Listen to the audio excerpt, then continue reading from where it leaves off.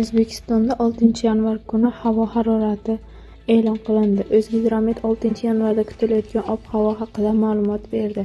Unga ko'ra, seshanba kuni ham yog'ingarchiliksiz o'tadi. Havo harorati nisbatan ko'tariladi. Toshkent shahrida havo o'zgaruvchan bo'ladi. Yog'ingarchilik kutilmaydi. Kechasi va ertalab tuman tushishi mumkin.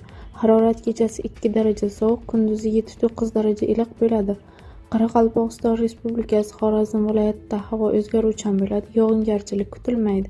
Ba'zi joylarga tuman tushishi mumkin. Harorat kechasi 3-8 daraja sovuq, kunduzi 2-7 daraja iliq bo'ladi. Buxoro va Navoiy viloyatlarida havo o'zgaruvchan bo'ladi. Yog'ingarchilik kutilmaydi. Ba'zi joylarda tuman tushishi mumkin.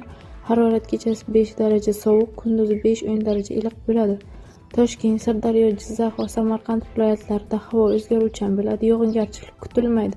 Ba'zi joylarga tuman tushadi. Harorat kechasi 3 daraja sovuq, 2 daraja iliq, kunduzi 5-10 daraja iliq bo'ladi.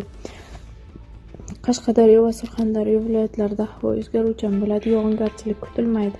Ba'zi joylarga tuman tushadi. Harorat kechasi 2 daraja sovuq, 3 daraja iliq, kunduzi 6-11 daraja iliq bo'ladi. Andijon, Namangan va Farg'ona viloyatlarida havo o'zgaruvchan bo'ladi.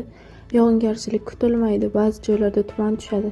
Harorat kechasi 2 daraja sovuq, 3 daraja iliq, kunduzi 2-7 daraja iliq bo'ladi. Respublikaning tog' oldi va tog'li hududlarida havo o'zgaruvchan bo'ladi. Yog'ingarchilik kutilmaydi. Ba'zi joylarga tuman tushishi mumkin. Harorat kechasi 5-10 daraja sovuq, kunduzi 3 daraja sovuq, 2 daraja iliq bo'ladi. Yanvar oyi uchun prognozlarga ko'ra, birinchi o'nkunlikda yog'ingarchilik kuzatilishi ehtimoli kam. Ikkinchi o'nkunlikda harorat pasayib boradi. Uchinchi o'nkunlikda respublika shimolida kechasi 15-20 darajagacha sovuq bo'lishi mumkin.